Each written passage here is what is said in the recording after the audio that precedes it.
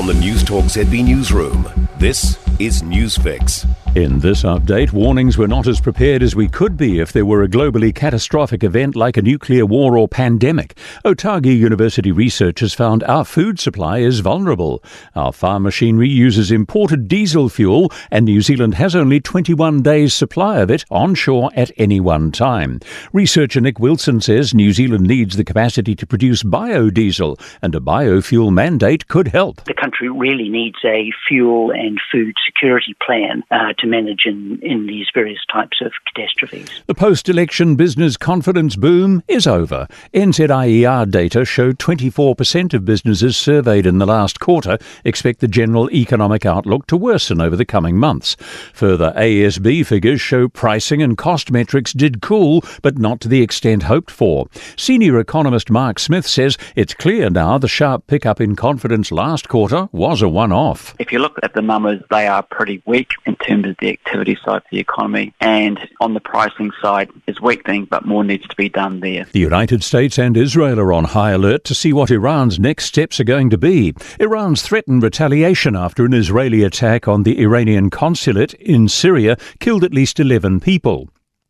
Tensions between the two nations have been high for some time, and US President Joe Biden expects Iran's retaliation to come sooner rather than later.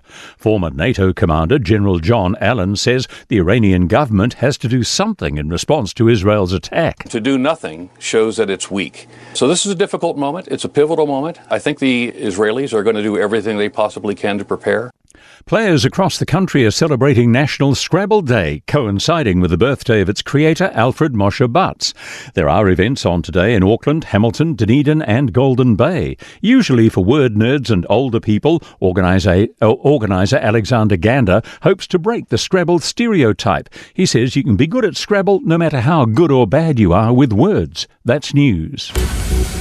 In sport, first points to the Chiefs Manawa early in the Super Rugby Opiki final at Eden Park. After 25 minutes, the Chiefs led the Blues 5-0. But there are few spectators in the stands, with the Warriors-Manly NRL game and the ANZ Premiership season opener on at the same time.